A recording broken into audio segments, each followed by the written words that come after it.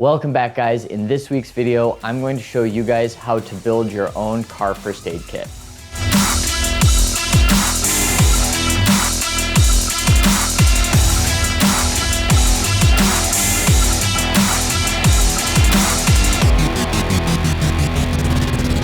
Alright guys, as promised, we are continuing the video series on building your own medical kit, and today we're going to talk about building your car kit. Now, I want to make it very clear that we are not talking about a car survival kit. This is more just the aid portion of it. So there is more you should probably carry, including like a shovel and warm clothes, but this is the medical portion of that, so don't be confused there. The second thing I want to talk about in this video is that this is not what I carry in my kit. Now, I carry all of these components in my kit, but because of what I do, I have a little bit more in what I carry. Now, I've designed this kit that you're gonna see today to be more appealing to the average person, somebody that has taken some first aid classes, that knows what they're doing, but it doesn't get super advanced. You know, we're not talking about IVs or decompressions or anything like that. So take that for what it's worth. So jumping right into the video, one of the most important things when you're talking about a car wreck is actually accessing the patient. If you can't access the patient, all your medical equipment is completely useless. So the first thing I would have in this kit is a tool of some sort. Now, I use my Leatherman Raptor trauma shears. These are a great tool. I have a review on them. But whatever you use, it should at least have a window punch and a seatbelt cutter. You can use a knife to cut a seatbelt, but it's really a little bit dangerous because you might stab the patient, and that obviously doesn't go over well. So I'm not too concerned of what brand of tool you use. I would just recommend you have something with that window punch and seatbelt cutter to at least get to your patient. Like I talked about in my home first aid kit video, I stratify my kits out into a couple different tiers of supplies. So at the base of every kit, I have my core contents, and these are items that are most likely to make the biggest difference in a life-threatening traumatic issue. So to start the core contents off, I carry tourniquets. Now, I would recommend either getting the CAT tourniquet by North American Rescue or the Softy Wide, because those both are approved by the Committee for Tactical Combat Casualty Care. However, I don't want to give anybody the wrong idea just because these are used in combat situations and tactical situations doesn't mean they won't be useful to you at home or in your car. So if somebody gets a gunshot in the arm and they're bleeding out, obviously these will work great. But they will also work just as well in a chainsaw accident, or if somebody has a pane of glass come down on their arm or a leg. And that's why I recommend always carrying a tourniquet, because a sanguination, that's bleeding out, is one of the leading preventable causes of death. And we really don't want that to happen, obviously. So besides the tourniquets, I would also carry some kind of compressed gauze or rolled gauze that you can use for wound packing in a patient with a junctional injury. I've talked about this in my wound packing video. These are used basically in the same situations a tourniquet's used, except these are used for your junctional sites. So the base of your neck, your armpits, or your groin, where a tourniquet won't work. So I would always recommend carrying some kind of gauze to pack a wound. In addition to that, I would carry some kind of occlusive dressing for usually a chest seal, but this could also be used for a severe arterial bleed in your neck where you have to control the bleeding and then put an occlusive dressing so air doesn't get sucked into that wound. I'd make sure you have something. Once again, the brand of these doesn't really matter all that much. I use Hyphen for most of my stuff, but I've also used Halo chest seals and they work just as well. So get some kind of occlusive dressing that's relatively large. And I would also recommend getting two. Then you can have one for an entrance wound, one for an exit wound if it is a gunshot. Next up on the essentials is going to be some kind of trauma dressing. These are emergency trauma dressings. You guys have seen these a lot on this channel. They're just basically an elastic band with a pad on it. They can be used to secure your wound packing in place, or they can be used to stop the bleeding of a little bit more of a minor wound on the arm or leg or head, where have you. So these are really useful to have. And then lastly, I would have some way to give rescue breaths for somebody. This is a pocket shield. This is probably not your best option. Obviously, this is great because it's small, it's compact. However, for this, I would probably get a pocket mask. I personally use a bag valve mask, which the American Heart Association doesn't necessarily recommend you use if you're on your own, but I have enough experience with it that I'm comfortable using it and can use it with a pretty high level of effectiveness.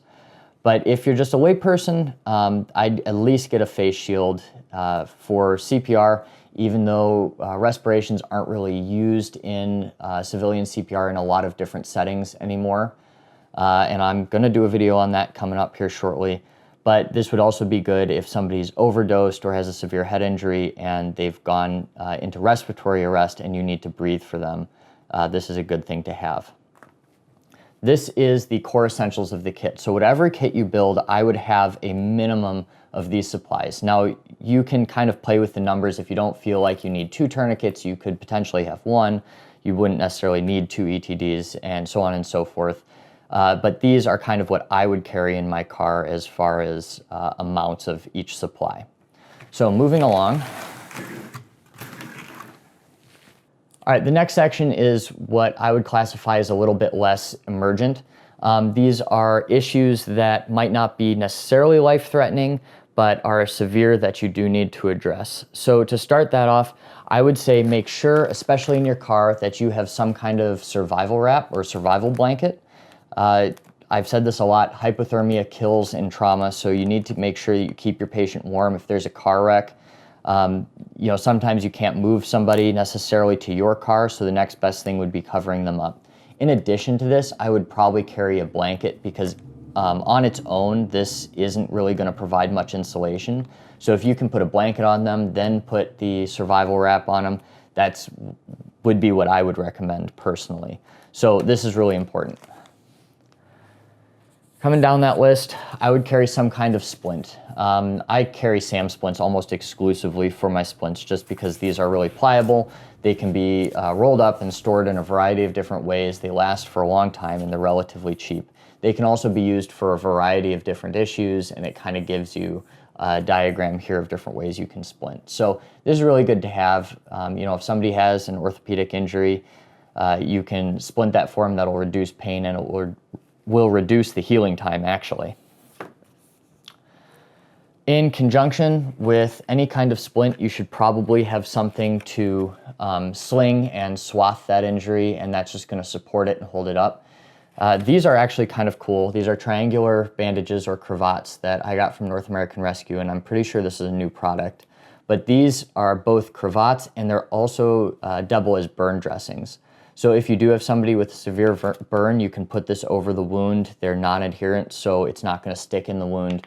And I think this is a great use of space because it's kind of killing 2 birds with 1 stone. So you've got something to address burns, and then you have something to make a sling and a swath with your splint that you have.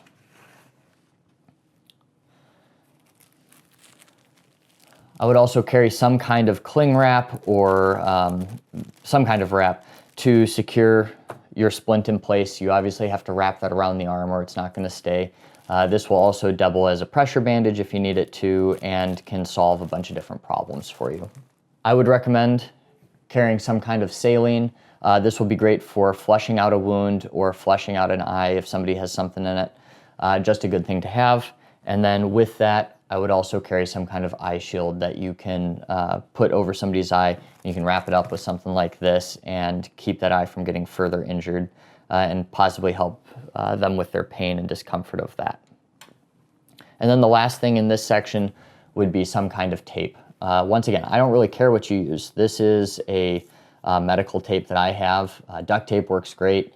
And this can be used for all kinds of problem solving. You know, if you have a bandage that won't stay on, this would even, you know, potentially wrap up the splint onto somebody's arm, although I wouldn't necessarily recommend that for your first line. But another very useful thing to have. All right, and the third and final item I would keep in this kit are going to be potentially medications and your minor wound care items. So this is actually the Ouch Pouch from Active Carry Technologies, and I just use this because honestly this is what I would keep. It's got a bunch of small band-aids in it, it's got tweezers and a utility knife in here. All are pretty useful. It also has Advil, Benadryl, hydrocortisone cream, some burn cream, and triple antibiotic ointment as well. So this is basically what I would carry. You know, you can kind of decide what kind of over-the-counter meds you want in your car kit. I would make sure that you at least have something to address minor pain, so your Tylenol, your ibuprofen, something like that. You could throw in some Benadryl for your minor allergic reactions, or even potentially a sleep aid if you absolutely needed it. I would also put in something for wounds, for cleaning minor wounds like hydrocortisone or some kind of antibiotic. Even though you don't want to be using antibiotics a lot, it's still something, you know, if you have a cat bite or you scrape it on a rusty nail or something, you can apply that and be much better off. And then Band-Aids are always really useful for your minor stuff. And that might not be for like a car wreck, but if you're in your car, you're, you know, at a park with family and somebody skins their knee, that's a good thing to have, and I'd always recommend carrying some kind of Band-Aid. And then tweezers are great for your stings or removing other things from wounds. You know, the uses are pretty endless. So that's pretty much the main stuff that I'd make sure you have in your car first aid kit. That will address most of the issues you're gonna come across, and it keeps it relatively simple so you're not doing advanced procedures and risking having a lawsuit brought against you or further liability. You know, one thing I wanna address really quick, because I know somebody's gonna bring it up and talk about it in the comments, and that's fine, but I would not keep anything for spinal immobilization in this kit. Really, more and more, we're going away from that in the professional setting because a lot of studies are coming out and saying that it's really not doing a whole lot for a majority of our patients. So it's not something that I would keep in my kit personally. None of the kits that I have outside of on the ambulance have C-collars in them or do anything with spinal immobilization. So keep that in mind when you're putting your kit together. That's not really something that I would recommend having in it. Kind of the last thing I want to talk about on this topic is going to be what you're going to store all of this in. Don't get too hung up on getting a specialized medical bag for your car or anything like that. You can if you want. It's certainly going to offer you superior organization and a little bit more ease of access. But honestly, for this, I would recommend just putting it in some kind of backpack or duffel bag. Make sure that you can easily get at the tourniquets, the chest seals, and the wound packing supplies. But everything else, it's not going to make a huge difference to your patient if it takes you a couple more seconds to get out a piece of equipment to help them. So don't get too hung up on that. Don't break the bank. You know, a lot of people really like those bags, including myself, but it's not something that you have to worry about too much.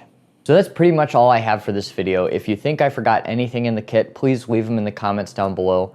I'm really excited for the next couple months. I've got a lot of great videos lined up. Right now, I'm working on a day in the life of a SWAT medic, which is actually a lot more work than I thought it would be. And I'm also putting together a video for basic cardiac arrhythmias for people that might want to take advanced cardiac life support down the road, or if you just need a refresher, and then a couple other videos that I'm planning. So stay tuned for those, and I will see you next week.